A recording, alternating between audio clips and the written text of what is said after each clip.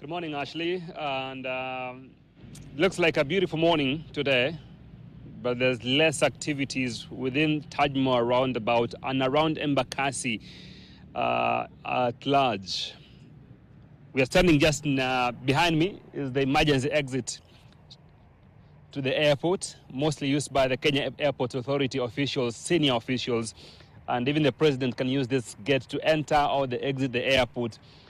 But you can see from far, there are two military vehicles, armored vehicles, behind that lorry. And behind the two military vehicles, there are three water cannons waiting and standing by and to see what happens. The airport, as always, is protected by the military and the police, and both officers are here. You've seen tactical unit officers here patrolling around this area, some of them watching out to see what happens, but they still stay inside the airport past that gate as they wait to see if the young people from this area will turn out. This is Embakasi, and this is the epicenter of the Gen Z protest, because all of them who come from Eastlands, Buruburu, Umoja, Kayole, they'll converge here because they say they want to occupy the airport. All this fueled by the president's remark the other day of telling them that enough is enough. He's not gonna have anything about it anymore. He's taken enough so far and he's not gonna engage them on X. He has done it before. And he has told them that he will deal with them. We've seen less and less vehicles in the roads today, less traffic, few businesses open.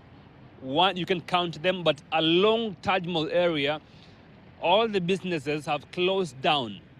Young people, a few of them moving around and trying to see if it's time.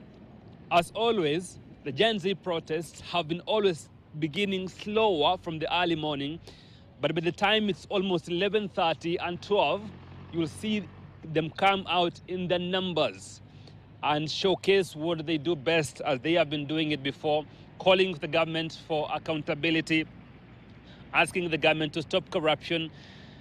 But what the president says the other day that he will deal with them has infuriated this fight even further, saying that they're going to create anarchy, but they say they want the presidency gone. The constitution is there and can guide this country through the right way. So we're waiting and seeing how this will turn out or pan out at the end of the day, because these young people, I can see a few of them around, but they're not in the numbers like always. But what you have seen in the numbers is police officers, especially the anti-terror officers. They are here. They have been here since morning and they're standing guard. You've seen police helicopters go around doing what we call checks if they can see people gathering, to ensure that they give information or lay the proper information, proper intelligence to the police officers to know how they're going to handle this. But they still continue to move around. Police officers in the vehicles as well. There's another one coming from behind my cameraman. So we've seen these vehicles become many and many. So we're waiting to see how this day clearly is going to pan out, because already so far, because people know the protests are going to happen today, they have closed down the businesses. So many vehicles are not entering the CBD, and so many are not moving on as usual. Less and less vehicles, less traffic, and that means people have stayed away, people have stayed home. Those who went to the CBD early in the morning or to work early in the morning, some of them are expected to return back home by 11. So already there is suppression in terms of business, and the businesses are not going on as usual. That is one win for Gen Z, but another loss for the government. Probably we're waiting to see how the day pans out, Ashley, and we'll give you more information and more updates as we do our spot checks. This is the first one. We'll be turning around to the other gate of JKIA, the main entrance, and see how things are there. But so far, so good. That is the situation here.